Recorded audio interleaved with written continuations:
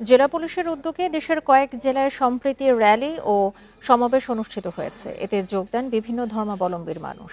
সকালে কুমিল্লা জেলা পুলিশের আয়োজনে একটি র্যালি পদুয়ার বাজার থেকে জাঙ্গালিয়া বাস স্ট্যান্ড পর্যন্ত প্রদক্ষিণ করে। পরে কুমিল্লা সদর দক্ষিণ থানা প্রাঙ্গণে অনুষ্ঠিত হয় সংক্ষিপ্ত সমাবেশ। এতে অন্যান্যদের মধ্যে উপস্থিত ছিলেন কোটবাড়ি নবশালবন বিহারের অধ্যক্ষ শিলভদ্র মহাথেরো, বিজয়পুর কেন্দ্রীয় মন্দিরের সেবায়েত হরিভূষণ পাল, মুফতি মোহাম্মদ শহীদুল্লাহ ও বৈষম্য বিরোধী ছাত্র আন্দোলনের জেলা যুগ্ম আহ্বায়ক আল আমিন। এ সময় তারা বলেন, সব সময়ের মতো ধর্মীয় সম্প্রীতি বজায় রাখতে একে অন্যের পাশে থাকবে সাধারণ মানুষ। টাঙ্গাইলেও জেলা পুলিশের আয়োজনে সম্প্রীতি র্যালি ও সমাবেশ অনুষ্ঠিত হয়। পরে সম্প্রীতির বৃক্ষরোপণ করেন অংশগ্রহণকারীরা।